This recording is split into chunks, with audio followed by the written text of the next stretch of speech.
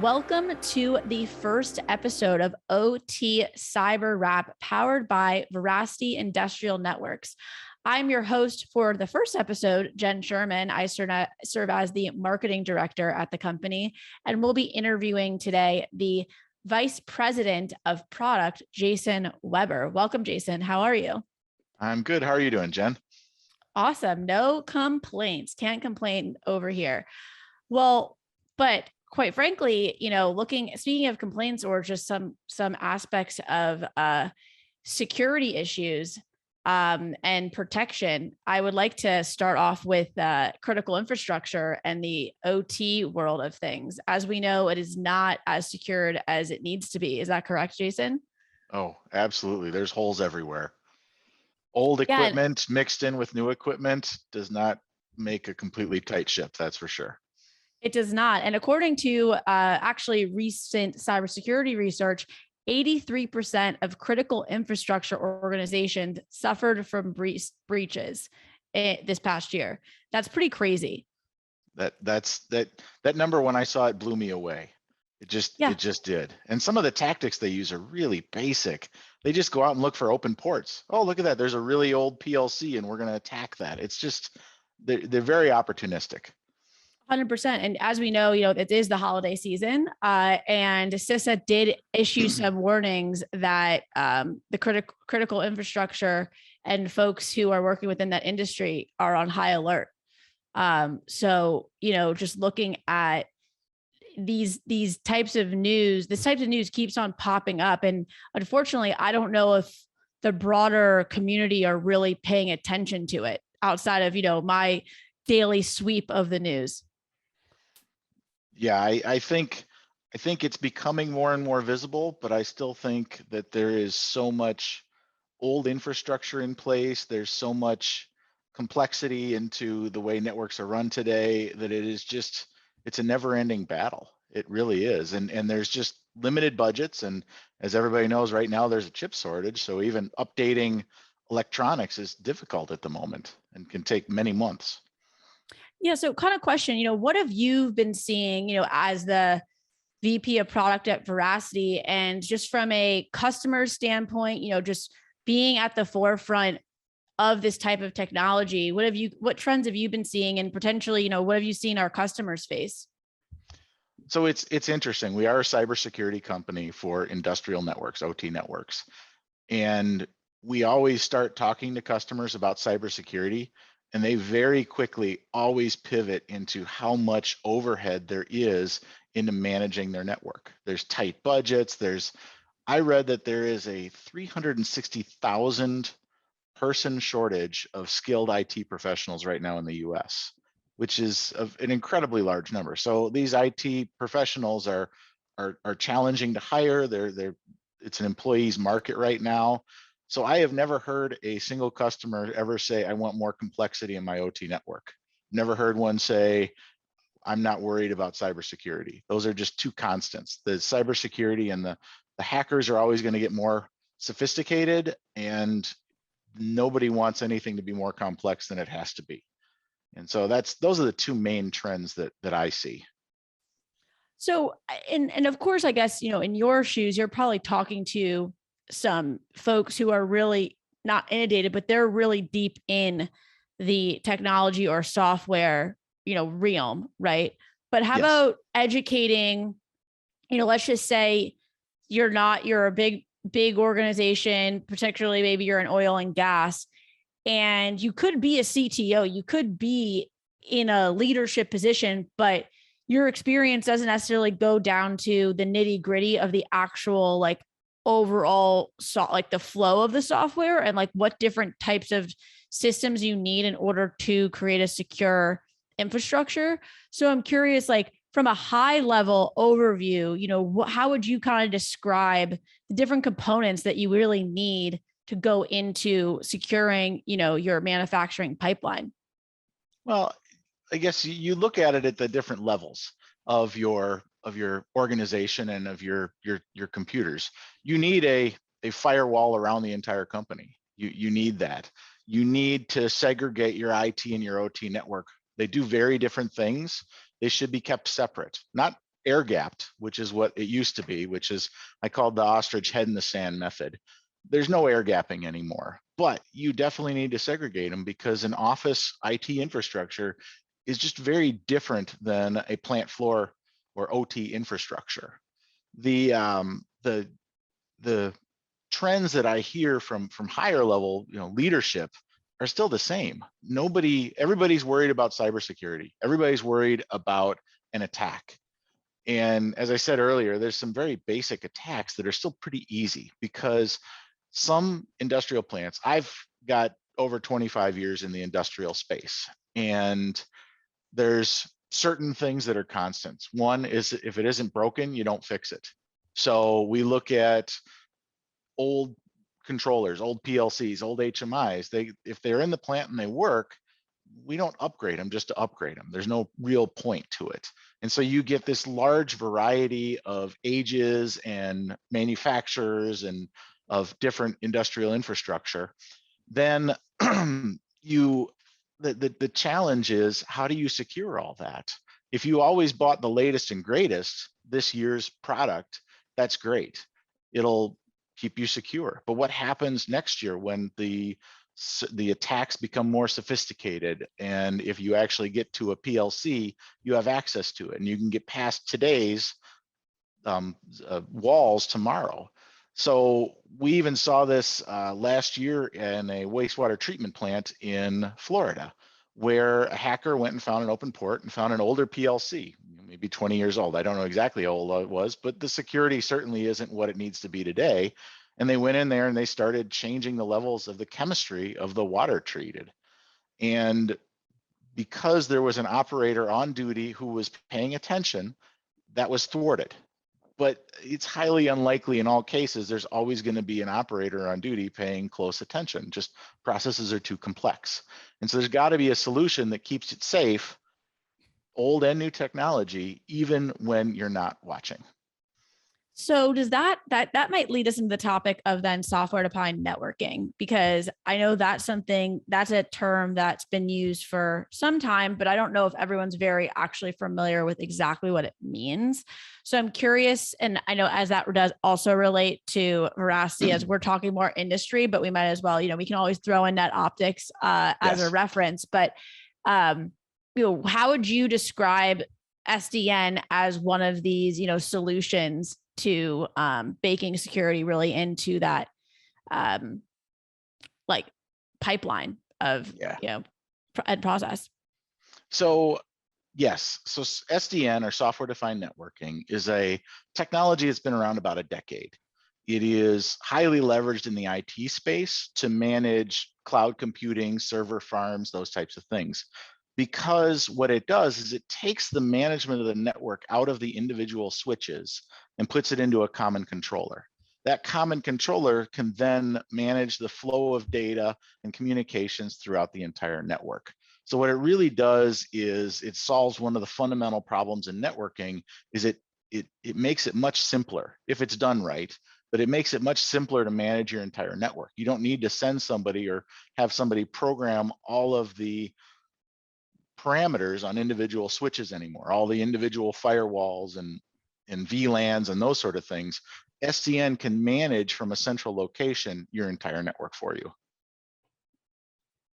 That's pretty nice. I mean, that's kind of takes out like that. I mean, of course, you always want a second set of eyes, but with all the different components that are happening, within on the floor, on the manufacturing floor, it's nice to have that sense of automation. And also, we bring in from a user perspective, how is that from, you've described that, but like from a user perspective, like it makes the job easier, where I know that necessarily what happened with the Colonial Pipeline is not something that Veracity could solve for, because I know there's like different components, but how does this help from a user perspective, and how does it all work? Well, let me back up and talk about NetOptics a little bit. So what NetOptics is our solution for plant floor cybersecurity and network management. And we've leveraged software-defined networking, or SDN, to provide a zero trust network environment. And what zero trust is no device on the plant floor is allowed to communicate unless it is explicitly granted rights to it. And so looking for open ports is prevented completely because there are no open ports. If you try to communicate with a PLC, it's just blocked unless you have specifically given it permission. And so what we've done is we've flipped the paradigm from being a switch-centric network where you program the switches to manage data and flow of communications to be an OT-centered paradigm. So if you want a PLC to talk to an HMI, you explicitly allow that via a SIP protocol or Modbus TCP or Profinet, whatever you want it to be. If you don't want something to talk to it, something else, you simply don't add a rule. If you have a contractor that needs access to your network and they bring a laptop in and they want to talk to it, you can give them a rule that says you have access for 2 weeks. And anything that tries to communicate on the network that is not explicitly allowed by the network is rejected. And as a user, you get a report of that. So if somebody is trying to hack in, or even if somebody is doing something that is not necessarily allowed, but they're trying to do a workaround or whatever, you're let know. And it's a very simple OT focused user interface to allow them to make changes and see how their network's being utilized. And the advantage of having it centrally located is that we have an incredibly up-to-date, or an always up-to-date and accurate representation of all the devices on the network. And I will guarantee that if you look at drawings that were put together of a network when it was installed, they're not redlined every time there's a change. So. No, I mean, it's interesting because I think at first when you're building these systems, you're building these systems to create products, right? Efficiently, effectively, safely from a Yes. physical standpoint, like for the people on the floor. But I don't think we thought about necessarily always securely as much as we are now. So, and we even just think about the test they were just doing on the power grid last week. I mean, there's just a lot of this critical infrastructure that has just been not necessarily thrown to the wayside, but I think it's like the first thing we probably want to do is we want to upgrade our equipment to produce and to be produced more efficiently, but we don't think necessarily about when we're doing those upgrades, we also have to be baking security into that process. Absolutely. Absolutely. So let's talk a little bit, because we like to keep these a little, speaking of which, this is our first one, but we do like to keep them short and pithy for our audience. But I would like to talk a little just about more about zero trust, and how Net Optics does support, a zero trust architecture, but can you explain that a little bit in more detail? Okay.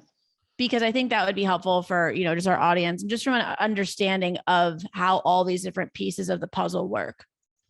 So zero trust is interesting. It's definitely a market buzzword at the moment. You hear about it a lot. Big time. Yeah. And the challenge is if you don't set up your network correctly, somebody could plug into a subnet and get access to everything on that subnet if they had physical access.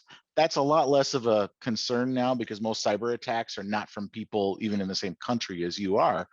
But if there are ports that are open, there was the attack on Target was actually facilitated by an HVAC installer forgetting to close a port. And so they got in and they created a lot of havoc about 5-6 years ago with Target. So zero trust essentially says that no device will accept or give out communication or communicate with unless explicitly validated by the network. And so I cannot, as a third party, talk to, or a device will not talk to me without me having explicit permission to do that. And so the way we facilitate this is there's old equipment that just never, unless it gets upgraded, won't facilitate zero trust. So what we do is we control the switches. And the switches, it's like a firewall on every port is what we call it. The switches then manage who can talk to what. So if you've got a 20-year-old PLC with a password that everybody and their brother knows, that's not an issue because somebody externally has to go through the switch to get to it. And so we block that unless it's explicitly given permission for. which is pretty impressive. I mean, that seems like it's like, but with also the good news about the switches is that it's not like you all, unless if they're compatible switches with all the other technology that operates a system, is that you don't necessarily have to replace everything all at once. Like this is just a component that you can add to your system if it's compatible with other switches to run a secure manufacturing pipeline, if you will. Yeah, what ends up typically happening with an SDN network is that it gets replaced over time. It's impractical to do everything, but you can do pieces at a time. And the really nice thing about SDN switches is because they don't have all the overhead of the managed switches, they're much less expensive. We're seeing switch prices from $70 to $100 a port, which if you look at that compared to some of these high-end managed switches is 3 times less expensive. So it really makes a compelling argument to do that. The other thing that it does, oh, go on. I was just going to say, I just heard less expensive. So yeah, you're very thrifty. Thank you. The other thing it allows you to do is it allows you to create some unique network architectures.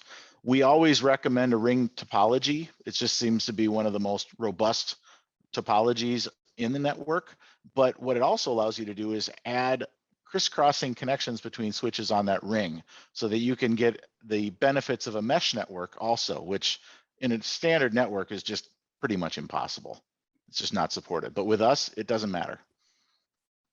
So looking at just kind of speaking about how people in general, customers can benefit like from this when it comes down to simplifying network management. Is there anything you just wanted to add there before we wrapped up our first episode? We worked out some time savings, and this does not include the dwell time between putting in a ticket to get a change.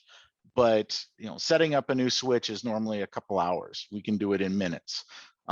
Making a change. Here's an example. Somebody accidentally, is in a cabinet. They unplug a wire from a port and they accidentally plug it into the port next to it. I plugged it into the same port. We just manage that. All of a sudden the traffic starts flowing. We don't care what port it's plugged into. We just care what device it is instead of having to track it down. And that doesn't even include the cost of production. Managing networks, is so funny. We always start with cybersecurity and we always end with managing networks and saving time and doing that. And so our tagline for the product is effortless zero trust network management. And it really is. It is so much easier and simpler. Nobody has ever asked for a more complex network.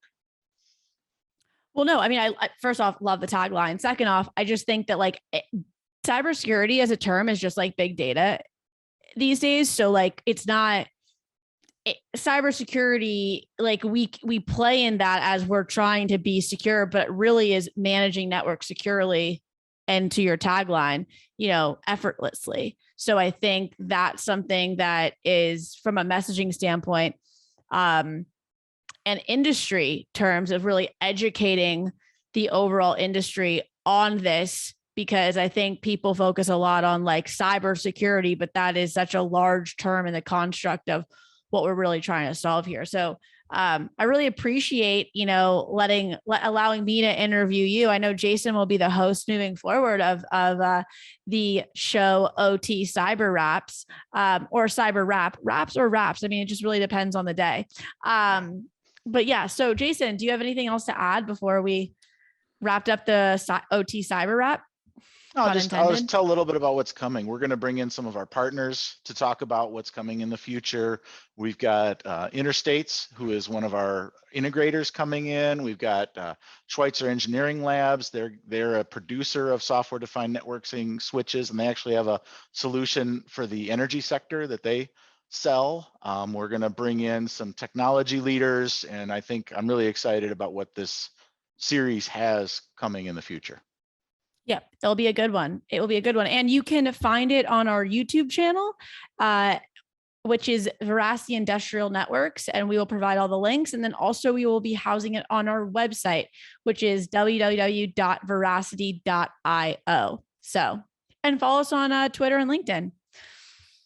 Thank you very much, Jen. Thank you. And I will be your only host for this episode, Jen Sherman, Marketing Director at Veracity. And we have Jason Weber, the VP of Products at Veracity. So thank you, and we'll see you next time. Thank you.